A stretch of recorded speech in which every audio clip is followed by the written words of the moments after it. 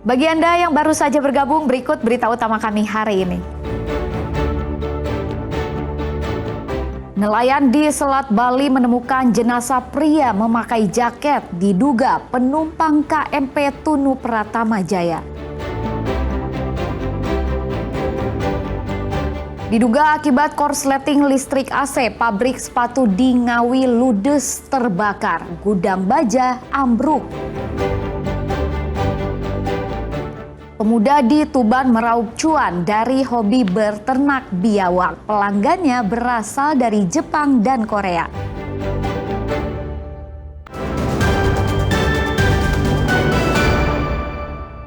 Mayat laki-laki kembali ditemukan mengambang di kawasan perairan Banyuwangi Minggu petang. Mayat ditemukan oleh nelayan di permukaan laut dalam posisi telungkup di perairan Sembulungan. Guna proses identifikasi, mayat yang masih mengenakan jaket dan sepatu ini dievakuasi oleh tim SAR gabungan menuju RSUD Blambangan.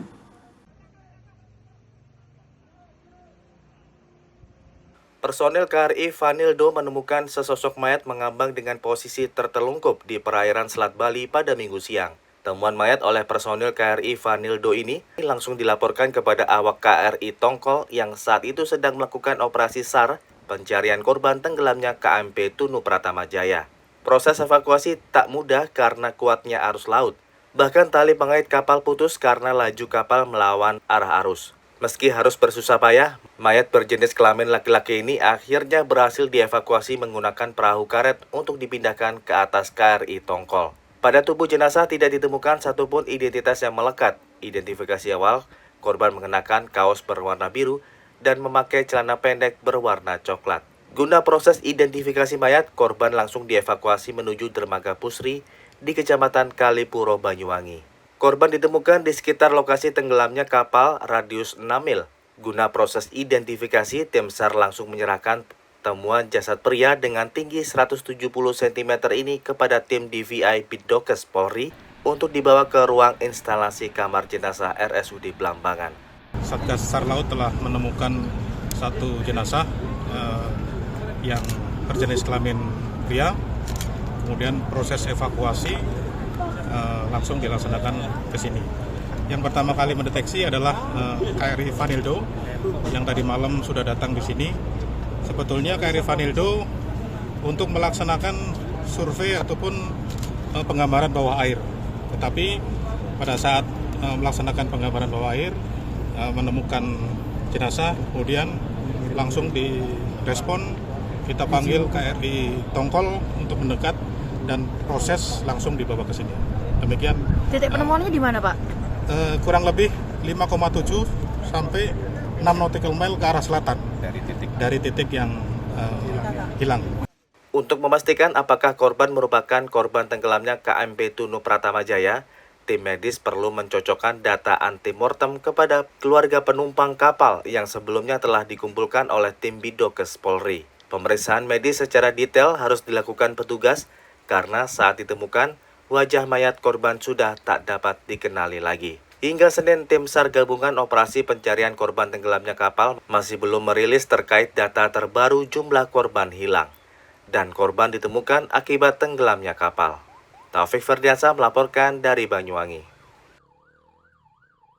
Sesosok jenazah yang terapung di perairan Selat Bali dievakuasi tim SAR KRI Tongkol menuju dermaga Pusri Banyuwangi. Kuat dugaan mayat seorang pria ini merupakan salah satu korban tenggelamnya KMP Tunu Pratama Jaya. Karena lokasi temuan hanya berjarak 6 mil dari titik lokasi tenggelamnya kapal. Kapal nelayan Selendang Sutro mengevakuasi sesosok mayat yang baru saja ditemukan di tengah laut perairan Sembulungan, Muncar, Banyuwangi pada Minggu petang. Temuan ini langsung dilaporkan oleh nelayan kepada pihak yang berwajib. Begitu sampai di daratan, tim SAR gabungan langsung mengevakuasi mayat yang ditemukan menuju RSUD Blambangan menggunakan ambulans. Saat ditemukan, mayat laki-laki ini tidak ada satupun identitas pengenal yang melekat di tubuh korban. Korban mengenakan jaket, celana panjang, dan sepatu. Kapolresta Banyuwangi Kombes Rama Samtama Putra membenarkan jika nelayan setempat telah menemukan mayat laki-laki di laut pada Minggu. Sekitar pukul 4 sore, namun untuk memastikan identitas korban menunggu identifikasi tim DVI.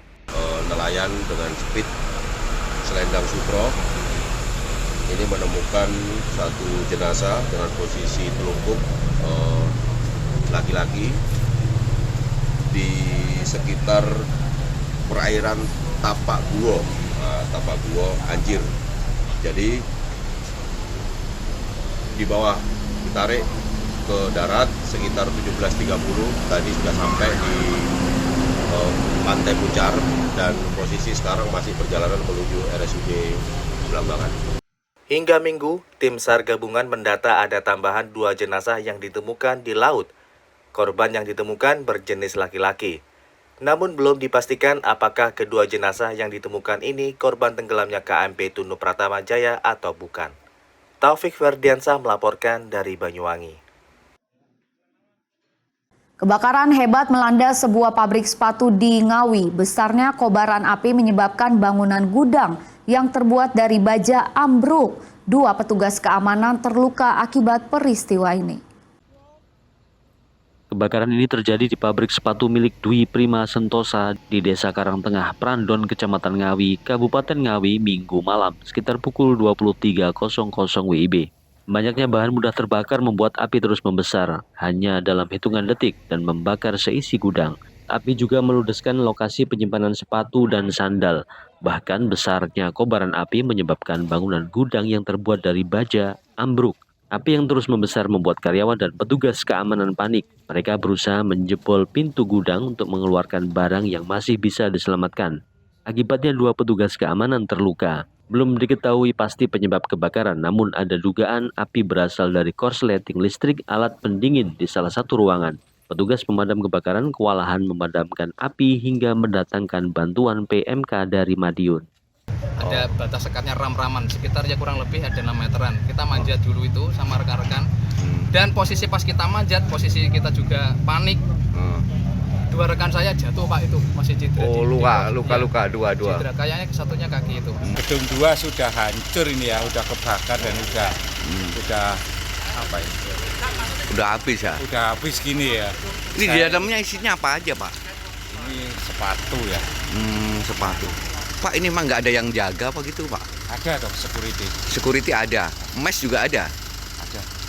Ini api pertama muncul dari mana Pak tadi? Saya nggak tahu. Nggak tahu ya.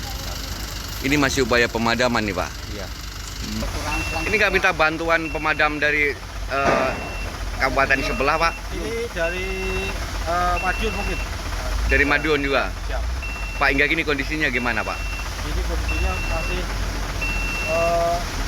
nyala, selesai. Pabrik apa sih Pak ini yang terbakar? Pabrik sepatu. Dari jam berapa hingga jam berapa Pak ini tadi? Kita jam 12 Sampai kini ya? Ya. Petugas baru bisa memadamkan api setelah 5 jam. Namun hingga Senin pagi, pembasahan masih tetap dilakukan agar api tidak kembali berkobar akibat banyaknya material mudah terbakar. Belum diketahui kerugian pasti akibat kebakaran ini. Selain ambruknya bangunan gudang, dilaporkan sekitar 150.000 pasang sepatu siap ekspor ludes dalam peristiwa tersebut. Dirgo Suyono melaporkan dari Ngawi. Hobi dan kecintaannya terhadap reptil menjadi ladang cuan bagi seorang pemuda asal Tuban.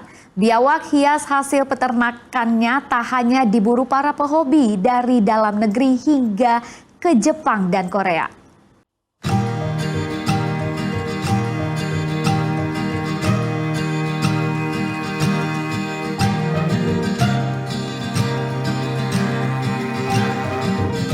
Muhammad Romli, pemuda 27 tahun, asal desa Semanding, Kecamatan Semanding, Kabupaten Tuban, Jawa Timur. Di tengah kesibukannya sebagai guru lukis, Romli menyempatkan diri untuk merawat puluhan reptil biawak. Kecintaannya terhadap reptil dimulai sejak tahun 2019.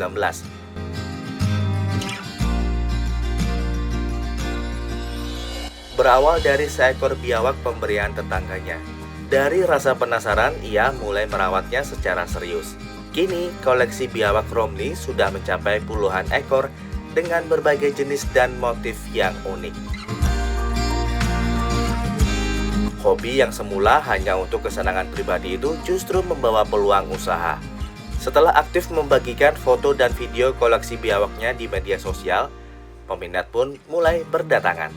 Banyak pecinta reptil yang tertarik membeli baik dari dalam negeri hingga luar negeri seperti Jepang dan Korea.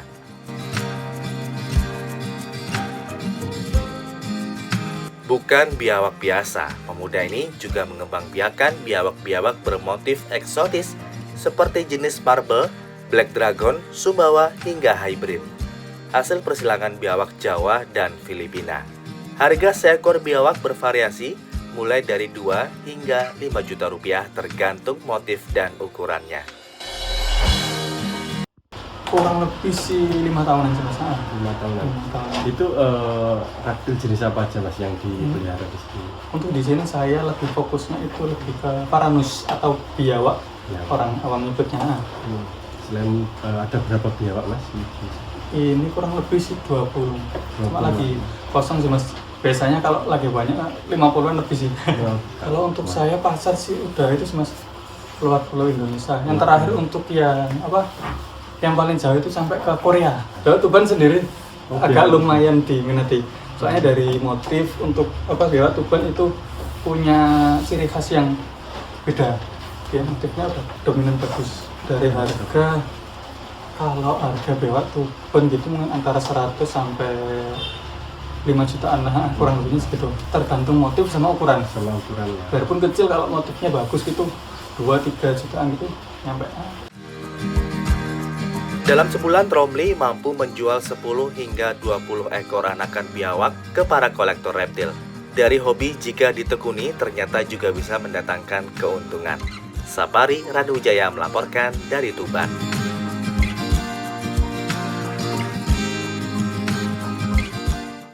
Informasi tadi sekaligus mengakhiri jumpa kita di Berita Jawa Timur hari ini. Jangan lupa pastikan Anda subscribe channel YouTube Liputan 6 SCTV Daerah. Atas nama rekan yang bertugas, saya Rizka Dior mengucapkan terima kasih atas perhatian Anda.